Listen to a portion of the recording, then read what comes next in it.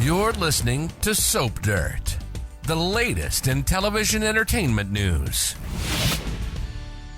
Hey there, General Hospital fans. It's Soap Dirt on YouTube, and we have got your General Hospital comings and goings, big casting news for the next couple of weeks on the ABC soap opera. We have got a beloved fan favorite returning. We've got a new character popping up for a medical crisis. We've got a brother sticking around who has time with his sister and some other people. We have a All My Children character making his crossover. And then we have an actress who has a situation going on in her private life, and a whole bunch of new stuff just spilled out, and it may affect her fate at GH. We're going to discuss that as well. Hey, if you've not already, please reach down and click that subscribe button so you don't miss any of our Days of Our Life spoilers, casting news, all the good stuff that you need to know. All right, let's start with the fan favorite who's back. I'm super excited about this. It is Bradford Anderson back as Damien Spinelli. He'll be back the week of June 19th. He has got a new assignment. Maybe it's something to help Sonny. Maybe it's with this Drew Carly SEC thing. All I know is I am still hoping that he and Maxie Jones get back together. I'd love to see the Jackal back full-time on GH, and I would love to see him and Maxie back in a romance now that both are single. That whole thing she had with Austin Gatlin Holt was just weird, and thankfully it fizzled. Of course, my opinion. But I'm really excited that Spinelli is back, and this should be really exciting and fun stuff. Anytime he's on, it is a lot of fun. Also, we're going to see more of Zeke Robinson, played by Gavin Houston. Zeke is Drew Kane's attorney, helping him with this SEC matter, and he is also Portia Robinson's brother. But more importantly, he's Jordan Ashford's new bed buddy, and that's going to get really awkward when that tidbit comes out, because both Curtis and Portia are probably going to have a very visceral reaction to this hookup, because Curtis was asking Jordan to kind of give him more time to figure things out. Meanwhile, he's moved back into his wife's house, while just a week before was trying to take Portia to bed. So Portia's had enough. She dropped the diamond ring she once had from him and took Zeke to bed. We got more of Zeke ahead. Portia wants him to stick around to help her run Spencer Cassadine out of Trina Robinson's life, and Zeke seems more than ready to help her out with his niece.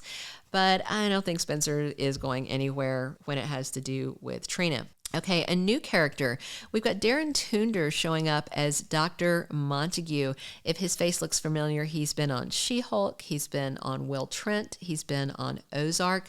Of note, all of those shows shot in Atlanta, so I'm wondering if he is Atlanta-based.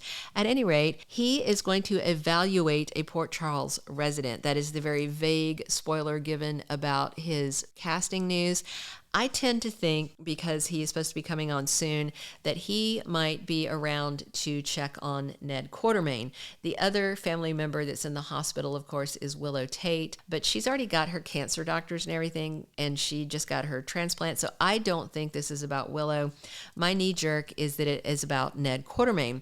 Remember, he was running to blab to Drew that he knew that Nina ratted him out to the SEC. He was running top speed with Nina behind him. He trips on the towel. He hit his head. He goes in the pool. Drew drags him out. Tracy says that Drew assaulted Ned. She should be savvy enough to know that there's enough cameras at the Metro Court to reveal her lie. But Drew is not arrested. It all comes out. And of course, Tracy's going to get away with fibbing, because Tracy gets away with everything.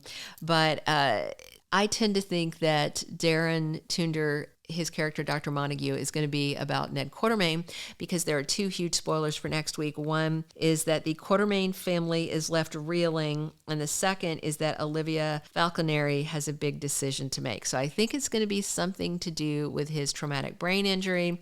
Lucky for Nina, he didn't get to spill the beans, and if he stays in a coma, her secret stays a secret for a little while longer, but we know it is going to come out. Also, we shared this news before, but it is exciting. Walt Willey is going to reprise his character of Jack Montgomery for All My Children. He's going to appear in July, and it's obviously for some kind of legal battle. And initially I'd wondered if he might be part of the SEC case, but it looks like somebody comes to see him in Pine Valley. So it is exciting. A lot of people are over the moon about Walt Willey and seeing Jackson Montgomery from AMC.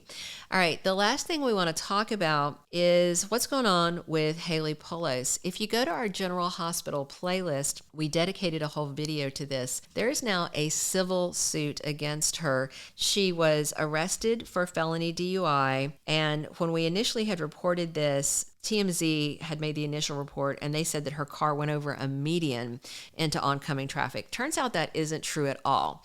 She was arrested for felony DUI, and the police report said they found empty tequila bottles and marijuana edibles in her car, and she has been accused in this civil suit of not just driving drunk, but actively drinking behind the wheel, of taking marijuana edibles while driving, and she drove the wrong way up an off-ramp, drove into oncoming traffic, hit another car head-on, seriously injured this guy. This guy is suing her, and there's a lot more stuff in this civil lawsuit than had come out in the original reports, and a lot of stuff from the civil suit are quotes from the police report. There's this whole thing about first responders who got her out of the car, and they were trying to give her medical care, and she was telling them leave her $400 effing shirt alone. Not a good look. At any rate, the big deal about why I have her in the comings and goings section today is because we talked to a DUI lawyer in LA who's an expert, top-notch DUI lawyer, to ask what could happen with this case because of the severity of what she did. There's 3 aggravating circumstances. One is that she was drinking and was reportedly over the legal limit. Second was that she was drinking in combination with drugs. That's called an aggravating factor. The third is that she caused someone grave bodily injury. She almost killed this guy. He had to have had multiple surgeries to save his life. So all of that leads to what we are told a sentence of at minimum 180 days in jail. And just because of the severity, like a lot of these charges can't be avoided. And if you've been following this story, you know she's checked into rehab. So this is the interesting thing. The lawyer told us that under California law, you can go to rehab. Mind you, she's at an extremely luxurious Malibu rehab. You can go to rehab, and that time that you spend in rehab can be applied towards whatever jail time you are sentenced to. So if she spends 6 months, and he said as a lawyer he would advise her to spend 6 months to a year in rehab because that time could then come off her sentence. And he said based on the case, and we showed him all the charges and everything against her, he said he thinks she's looking at anywhere from 6 months to 3 to 6 years behind bars because of the severity of these infractions and the aggravating circumstances. This is not just somebody who had one beer too many and ran into a parked car on the way home. As a matter of fact, she hit a parked car and then decided to keep driving, and after hitting the parked car, that's when she went on the off-ramp and going the wrong way and almost ended this young man's life who is suing her. So the big question is, basically, she has the legal strategy is likely for her to stay in rehab for 6 to 12 months so that she can try and avoid prison. That's the strategy that this DUI lawyer told Soap Dirt is likely to be applied by her DUI lawyer, whoever that is. And that means that the recast is they're either going to have to write out the character, stick with the recast of Holiday Mia Kriegel, or recast it again more permanently. I would be surprised if General Hospital doesn't let her go. I mean, she's looking at being gone anyway for 6 to 12 months. And with the implications of what she's done, I mean, this is the kind of thing that Mothers Against Drug Driving starts to raise awareness about. And I don't know her fate. General Hospital isn't commenting, but just for the long time that, based on what this lawyer said, that we expect to see her in rehab and just the implications of what she has done, I'd be surprised if General Hospital didn't release her. But I'm not in charge, and this is not my opinion. I'm basing this on what the DUI lawyer said.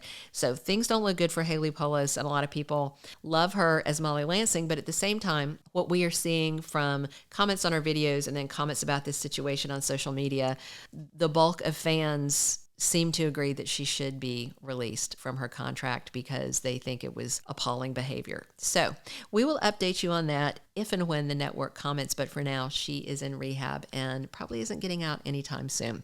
If you haven't already, click subscribe so you don't miss any of our General Hospital updates, casting news, all the good stuff that you need to know, and come back here often. Share in your comments what you're excited to see. Are you excited to see Spinelli back? I sure am. Bradford Anderson is always a delight. I'm enjoying the vibe of Zeke Robinson as Portia's brother in town, stirring the pot, and I'm super excited about Walt Willey bringing Jack Montgomery over to General Hospital. Share your thoughts in the comments.